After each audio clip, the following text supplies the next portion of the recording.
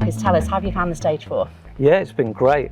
It's quite like the 3, so I was instantly at home with it. There wasn't anything that I was lost straight away. So, and also sonically, I don't know if they've changed the D to A's on it, the outputs, but it just feels a little bit more open on the top end. So, you know, I can hear that.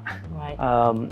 And then the panel layout, that has changed, and there's extra synth layers, and the individual effects for each layer is an absolute game changer for me. That's meant that I can be super creative. I'll get into showing you some of that, but that's been a huge difference. I absolutely love it. So talk us through like that whole, like it's made, you know, the whole creativity element of it. What has that meant just, you know, for you personally and for, you know, the process that you go through? Well, it just means that you don't reach a ceiling like creatively. Wow. There's so much there now with the extra layers and the way you can layer it all and individually affect each component, that I haven't personally come to the point where I want to do something and I can't do it. Wow. So that's a difference, because, you know, I think the last tour I was on the piano because that's what was needed for that. Yeah. But I did have to bring in another synth for the synth layer, so everything's here on the Stage 4 for that, for me to do. Amazing. That, so. Okay, so that's like quite game changing in that sense, and like for you to be able to do all those things with this. So talk us through then, because you were working with the Stage 3, that's right, which you were a big fan of, so I understand. Yeah. So what has been like the main kind of transitions for you from the 3 to the 4? Well, like we touched on, the transition was easy in one sense and not in another. In terms of all the library and all the content is in here, so I knew straight away what I wanted to get at. So that was great, and I kind of went onto the website and loaded up all the library that I use, and kind of got rid of a few bits that I wasn't going to use out of here. So that's great. You can do that. It's user kind of definable. The bit that took me quite a lot of time was that because the architecture has changed, there's no program that will just take your Nord Stage 3 patches and just pull them straight across. And I understand why it's like that, because it is a much more complex machine in terms of its feature set, you know.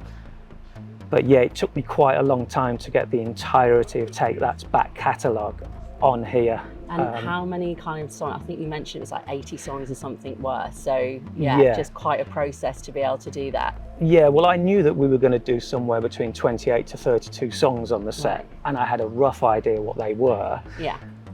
But maybe 5 or 6 of them have already changed, and things from the back catalogue get pulled in. So overall, there was about 80 songs of everything I've ever played with Take That. And I needed to have them in here just in case, because I had them in my 3. So, and nobody wants to hear that, oh, that's on my other keyboard. So, so now that it's done, you're set. It's and done, all good to go. Exactly. You mentioned about kind of the patches that you're using. So from like with the Stage 4, how much of the set is kind of the original sounds versus like, you know, sounds that you've created versus the factory ones? Like what's kind of the split there as to how you're doing it and what you're doing? It's quite difficult to remember at this point, because I think initially I did use some of the presets, like going back as far as like the Nord Piano 2 or the Stage 2 EX. But at this point now, like 15 years later, they've all been so tweaked. I would say my process is I listen to all the presets, I find something relatively close, and then go and tweak that. And if I can't get it with that, then I'll initialize the sound and just start from scratch. Kind of maybe using the preset as a springboard to bounce off and rebuild it from scratch. So did you say that you're kind of creating your own sound by doing that, your own sound library? Is that kind of what I mean, your personal sound through this? Yeah, I haven't loaded up any of my own samples into the synth section yet, which is something that I was going to do, but as it happens, the synth section had everything that I needed in already. But in terms of the piano side of things, which this gig is quite piano heavy, I'll tend to initialize the sound, and I know which pianos I used for which songs. So I tend to go for the Studio 1, I think it's Studio Grand 1. I use that a lot. We use the Rain piano, the Pearl piano. So I kind of, you know, there's a few of them that I like to play, and I'll start from there depending on what it is. And then with pop music, you tend to have to like tweak the sonics of what it is. So even though it's a piano, it might be heavily compressed, it might be super bright on that tune, but more of a felt piano on the other songs. So that's where I tweak. I kind of get in and do all that. In terms of something that was already in there that I've tweaked, what I've done is there was like a felt piano in here. And we've got a song in the set that we open the whole show called Keep Your Head Up, which is like a ballad, but it's quite kind of Olafur Arnold's Nils Fram. So as soon as I heard the felt piano in here, I was like, I'm going to start from there. And I just added some extra waveforms from the synth section. So I'll play you a little bit of that now. Okay.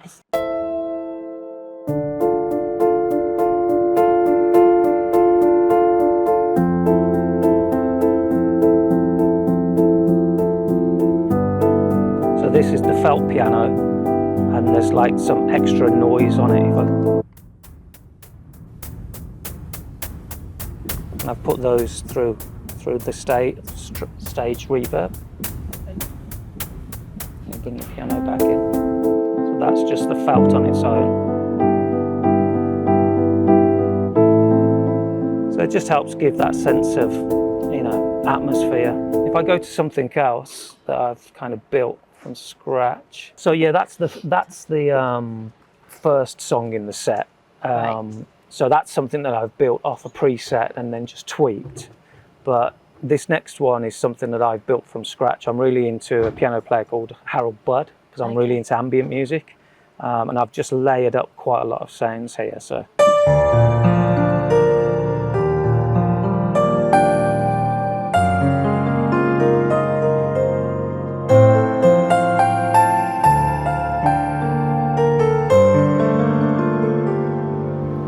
If I take you through this, then turn the synths off. This is the amber upright with another electric synth underneath, the electric piano underneath. And then I've added like a bell sound. And I'm using this cathedral verb to just create lots of space on the top. So together,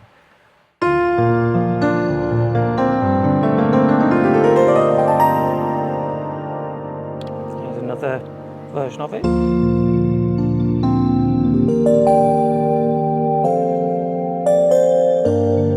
And that's switching out the acoustic piano with an electric, but with the same kind of floaty stuff.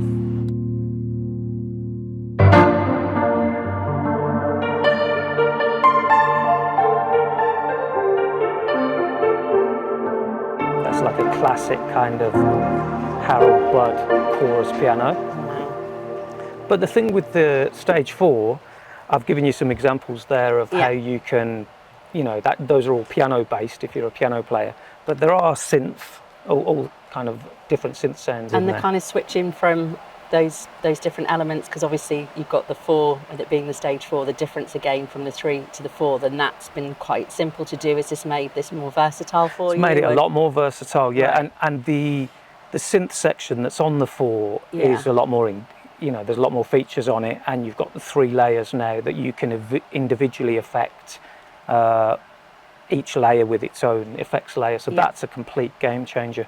If I play you something here.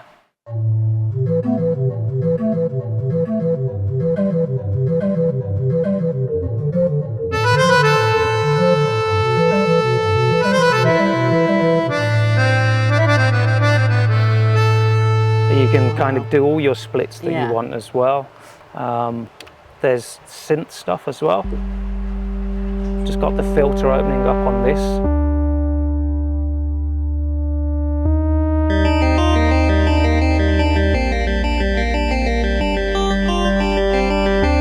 Like a kind of Terry Riley ambient kind of sound.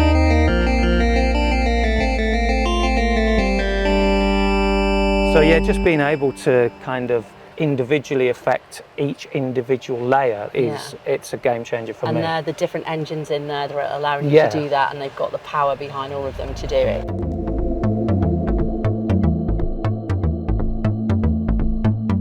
So how does your setup differ, like from studio to being here, like on stage? That's a good question.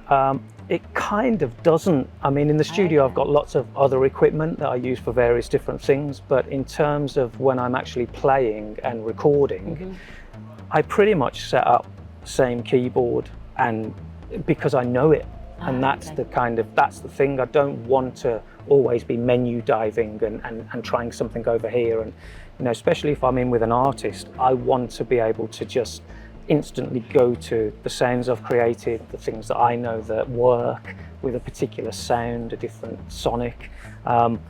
So I'll have the Nord set up in the studio as my master keyboard, and use this first, and then if I can't get what I need, go somewhere else. Okay, so it's that kind of seamless transition between the two. Continuity. Exactly. Okay. Yeah. Amazing. Okay, and then so how does Nord fit into these setups then? Is it like Nord is at the heart of it? Like, what is it that you're between the two? Like, there isn't that difference, but how does it fit into it? I would say the Nord is the heart of what I use in the studio for recording. If I'm playing piano, if I'm playing any kind of jazz or anything like that, if I'm writing, then I don't go anywhere else for piano. This is my go-to, just because the sounds in it are so playable. So I can instantly get transported into a headspace and kind of get lost in it. So yeah, I'll use this as my central keyboard. And like I said, if I come up against that I can't get what I need for a particular song, then I'll go looking elsewhere. Okay, so that kind of leads in, because you're so comfortable with it. Can you talk us through your Nord journey? It's we've been chatting and it seems like there's quite a long one, and it's fascinating. So just talk us through how you got introduced to them, how it's all worked for you, really, where it started. Crikey, I'm going to show my age here now. I think I first became aware of Nord, I would say in the early noughties, maybe 20 odd years ago. A friend of mine bought a Nord modular, and it was unbelievable. In what way? Like, why is it unbelievable? Just the way he could create any sound he wanted, and he just grabbed all the modules and kind of, he was quite a good sound designer. I couldn't afford it at the time, so I got myself, there was like a mini version that didn't have any of the screens on that you could hook up to the PC, and I had that, and I used that for lots of kind of dance records, which I used to kind of produce and program back in the day. And that's in the early noughties? I want to say it might even be before that, it might even be the late 90s. I'm not sure when it was out, but my memory's not as good as it was, but definitely like 2001, 2002, around about there. That was my first introduction to Nord products. And what I was always struck with was they were never soaked in kind of effects, which all the keyboards at the time were. So they just sat perfectly in a mix and allowed you to then kind of take them in the direction that the song was going. So yeah, that was my first introduction, and I had that for quite a few years. And then when I started touring again, when studio work there was quite a downturn in kind of music production in the noughties, I got involved in touring again and gigging. And then I think by that time the Nord stages had come out, so I noticed a big red keyboard in the shop, and I was like, oh, I recognise that colour. So I went and had a play on it, and then I was kind of. And so you were touring with, it was Anastasia first? I started with Anastasia, and then I got a job as the MD for Cheryl Cole. And that's when I switched to the stage 2, I think it was. And why was that? Just the playability of it. There's like the sound of it is just unbelievable. I brought it to a production rehearsal, and absolutely everybody instantly went, that sounds great, let's use that. Right. I think it's still online, you can check it out. We did like a live lounge, and I'm playing it there, and it just sounded beautiful. We did like a ballad version of Parachutes. Right, okay. Yeah, absolutely, and it just sounded great. The BBC, the guy who was mixing it, just said that piano sounds beautiful. So it was like, right, I'm not going anywhere else. I'm going to use this from now on. So at each stage, you've kind of been there, I guess, and now, like for this one, stage 4, you're here at the O2, and that's you're right. playing that, and it's like Nord has kind of been on that journey and vice versa, I think. That's right, and I do have to explain to my wife why I've got so many red keyboards upstairs in the loft, because I don't get rid of them, so I've just got every single iteration, and when you're touring you need 2 just in case one breaks down, so I've just got lots and lots of them. But yeah, I've just upgraded as they've came out, and you know, used the new feature sets as and when they come. But the brilliant thing is that, I mean, this gig was on a Nord Piano 2 for a very long time, and in a pinch, I could do this tour on a Piano 2 still, without the synth layer maybe. But yeah, the sound, you know, there is a lot of continuity across the whole range, especially the pianos and the stage. So whenever I talk to, you know, people like you about Nord, it's the feeling of playing it and the quality that's gone into everything, that you can sense it in the keys. And that's right. I don't know who kind of puts the sounds in there, or who's responsible for curating them, but they're so playable as a player. And the sound library itself, it's small for, you know, I've got pianos on the computer that are like, you know, 30 gigabytes, and some of these files are like 200 meg, and they play better than those big kind of VST pianos that I've got. So it's, they just give you something back, and it makes you keep playing and being creative, you know. Really obvious one, but how did you first get into music, and what made you choose the keys? It's like your chosen instrument. I don't know what made me first get into it. I was a massive Jean-Michel Jarre fan in the 80s. Like, I just used to, I had posters of him on my wall and everything. Him and, you keep that exactly, with the lights like this. So Nord, if you can put lights in this will be amazing. So I was a huge Jean-Michel Jarre fan, and also Tangerine Dream. So I was always into sound. And then, there was a piano at school. So the piano teacher, the music teacher just suggested kind of, you know, taking music at GCSE. Which you couldn't actually take if it was in the same column as languages. So I ended up taking the music and having to not do other bits and bobs. But I just found a place that it was, I don't know, it was, I just found a place that I could go to when I started playing, and you just zone in, and everything else just fades away. And so that's amazing. I was just drawn in with it. You were in the jazz orchestra as well in the Walsall, is that right? So that's where you got a lot of your experience, or started to kind of play with other musicians. That's right. Well, a friend at school was in the Walsall Youth Jazz Orchestra, and he said, come along, they're looking for a piano player in the junior band. And I didn't know anything about jazz at all. But I went there, and the musical director, John Hughes, was amazing. He said, just sit in and see how you get on. And that was amazing, because I then became exposed to much older musicians who were a lot more experienced, and just the compositions that they were doing were Pat Metheny and very ethereal stuff. So I got switched on to that kind of thing. And then that was me. I loved it. I was like off to the races. So you talked about your influences when you were growing up. Is there anybody now that you're just like, wow, that's great, or that, you know, that is actually influencing what you're doing, or creatively, you know, sonically, anything like that? Yeah, I mean, probably my biggest influence is a British piano player called Jason Rebello, who I kind of got to meet, and just everything that he was doing in terms of playing was just, I don't know, it's like he was from another planet, and I just, everything he's ever played, I just feel, you know, is the best thing ever.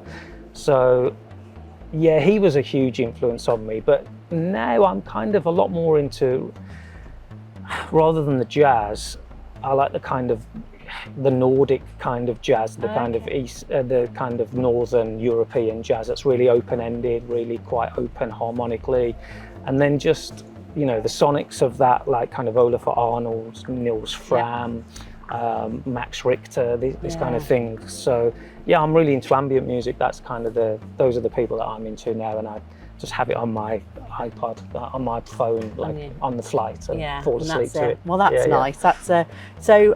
How did you I keep looking around here because obviously this is insanity, but so how did you first get involved with Take That then? How has this all kind of come about for you with that journey with the band? Yeah, well, the musical director for Take That is a guy called Mike Stevens, and he was the musical director for Anastasia. So I got to meet him in 2009, and he put me on that gig. And then he kept putting me on various other gigs. And I actually started playing with Gary Barlow first. And then I played with Gary for maybe a couple of years, maybe 3 years. And then the keyboard player for Take That moved on to something else. There was 2 of us at first, and then that person moved on, and then I just kind of naturally fell into the seat, really, because I kind of knew the songs by that point. So yeah, it's all kind of through Mike Stevens, really. And Gary's obviously, I'm saying Gary, Barlow is a huge Synth fan, as I understand. And he's got a couple of these, and so I'm guessing he's got an opinion or two on what it is. And is that helpful? Is that good to be able to kind of talk with him and discuss all this stuff with him? Well, he's very particular because he hears everything. He's just got amazing ears. And he's a superb producer as well. So he can do the whole thing himself. So if he comes over, sometimes if we're in rehearsals, he'll just wander over and just stand there and have a quick look. And you're like, don't get it wrong, don't get it wrong. But occasionally he will say, oh, there's just one extra thing that I was doing on that there, and you go, and then you go, oh yeah, I missed that. So he's very specific, and it's good. I prefer it that way because it's somebody who knows exactly what they want. And he's composed it, like you can hear it, and you're absolutely know that you're getting it right in confidence for him. I would imagine that you're doing that. So what's your favourite song to perform live? What is it that? So my favourite song, and I kind of say this all the time, is Rule the World. I use the black upright for that at the intro, and it's just really intimate, and it just instantly zooms you into that, and normally the lights go down and everything, and then you hit that chorus. I switched to the studio grand and got some compression on it, and the whole thing just lifts up. So yeah, I love that song. It's just a superb song, and what this allows me to do in it, it's just perfect. So yeah, that's amazing. Do you want to hear a little bit of that? I'd love to, absolutely love to. So this is the black upright from the beginning. And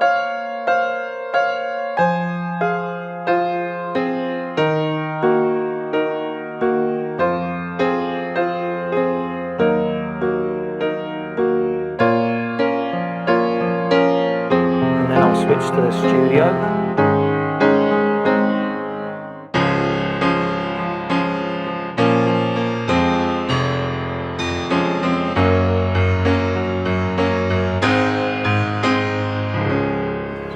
That's my favourite song. Okay, thank you. That was even sitting here and hearing you do that, so that's amazing. Thank you for doing that, Marcus.